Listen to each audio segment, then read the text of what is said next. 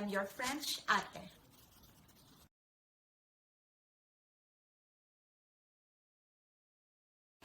So this channel is created for those people who want to migrate, to work or study abroad, and of course, so I could connect with you, my fellow kababayans all over the world.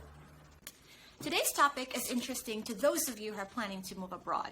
I am going to give you 5 ways to avoid culture shock.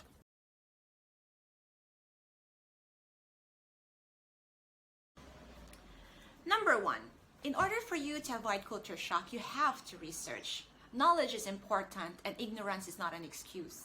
And I'm talking about genuine research about the country's politics, economy, healthcare system, and even the freedom of religion. Like for example, here in France, we have this thing called laïcité, which is the separation of the state and religion. So these things are important for you to know before you decide to move to that city or that country, you know.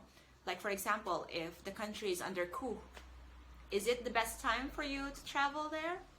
Things like that. So I hope you will research before you travel.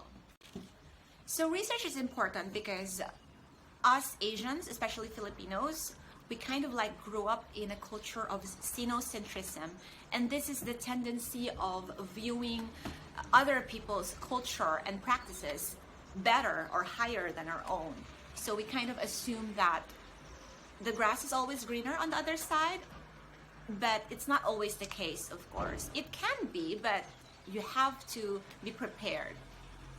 And the opposite of sinocentrism is ethnocentrism. This is the tendency to view other people's culture and practices kind of lower than your own. So these make people far less able to bridge the gap with others and often increase intolerance to indifference. The second way to avoid culture shock is definitely by getting information from real people.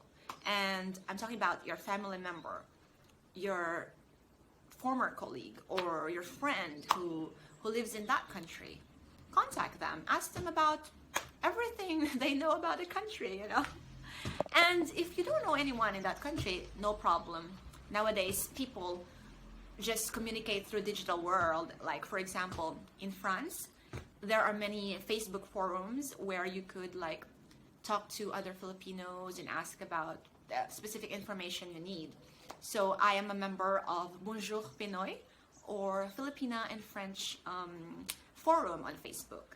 So definitely every country or every city has Filipino nowadays. We are kind of like universal people. So go contact them, ask information, and be informed.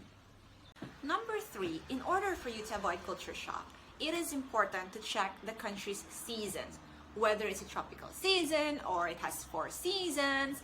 So this way, we will be able to be prepared. And we all know that weather affects our health, especially our physical and emotional health. So it is important that you have to be prepared. Number 4, in order for you to avoid culture shock, is definitely learn the language. Ooh la la.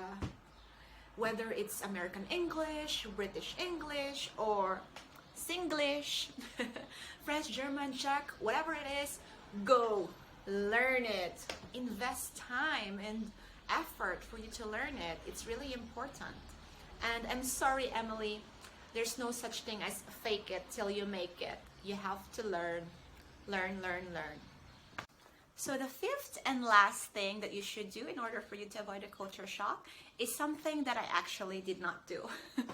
So I'm sharing this with you guys so you wouldn't make the same mistake as I did. But I mean, things worked out for me, but it's best for you to do this. And that is to have a glimpse first.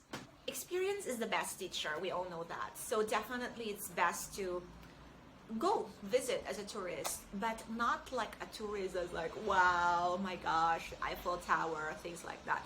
You have to check out the details. You have to learn how to kind of like to feel the city. If you think that, oh no, this is not good or something like that, be careful with tiny details, because once you live there, these details could impact a lot in your life, and maybe it's something that you don't really like. So if you found this video useful, please support me by adding thumbs up on this video, and do subscribe if you haven't done so. Thank you so much for watching, and I'll see you again on my next one.